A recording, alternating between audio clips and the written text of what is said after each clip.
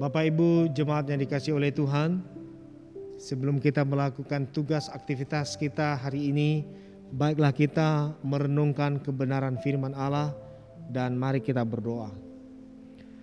Tuhan Yesus yang penuh kasih, tiada henti-hentinya kami mengucap syukur atas anugerah kasih sayang yang Engkau limpahkan dalam hidup kami. Terbukti hingga saat ini Tuhan menganugerahkan kepada kami nafas kehidupan, bahwa sebelum kami melakukan tugas tanggung jawab yang telah Engkau percayakan bagi kami masing-masing, kami mau Tuhan bersembah sujud di bawah kaki-Mu, mendengarkan suara-Mu. Olehnya kami memohon, berfirman-Lah, oleh karena kami telah siap untuk mendengarnya. Firman Tuhan kekuatan di dalam kehidupan kami. Amin. Ulangan 30 ayat 14.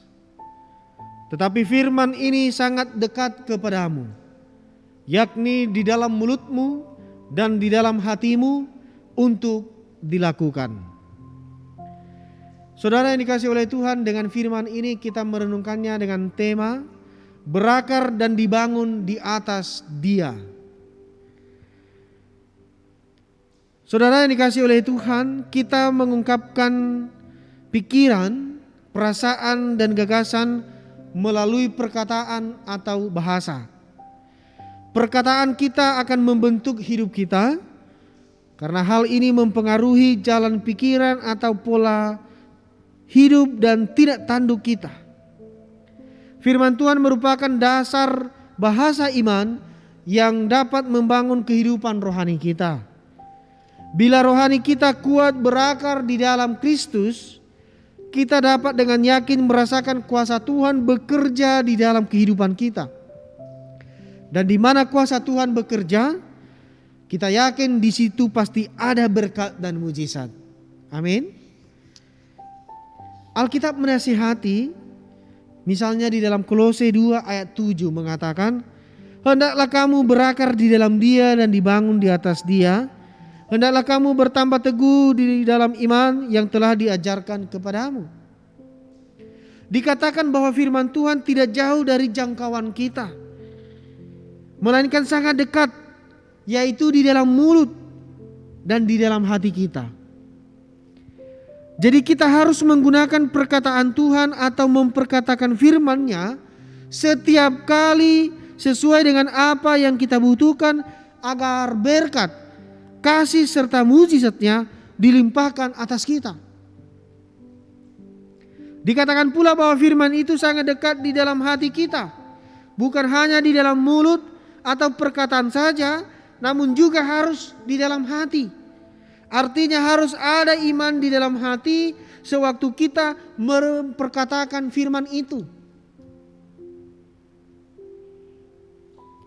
Adalah sia-sia sekalipun kita memperkatakan firman-Nya 1000 kali sehari, jika hati kita tidak yakin dan tiada ada iman. Semuanya hanya merupakan rentetan kalimat yang kosong, tidak ada kuasa Tuhan bekerja. Firman Tuhan jangan hanya digunakan waktu kita dalam masalah saja, tetapi dalam segala keadaan. Misalnya Daud, yaitu selalu menggunakan bahasa iman meski keadaan normal. Misalnya di dalam Mazmur 23 ayat 1, Tuhan adalah gembalaku, takkan kekurangan aku.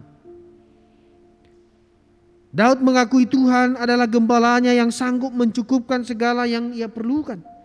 Daud bersyukur dan memuji Tuhan atas berkat-berkat-Nya yang melimpah. Daud memakai bahasa iman, mengizinkan kemuliaan dan berkat Tuhan mengalir terus dalam hidupnya. Perkataan firman-Nya dengan iman setiap saat, dan jangan beri kesempatan iblis membisikkan hal-hal negatif di telinga kita.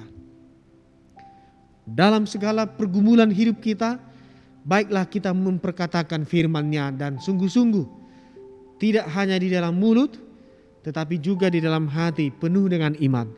Kita meyakini bahwa di dalam nama Yesus segala kuasa-kuasa di bawah kolong langit ini bertekuk lutut.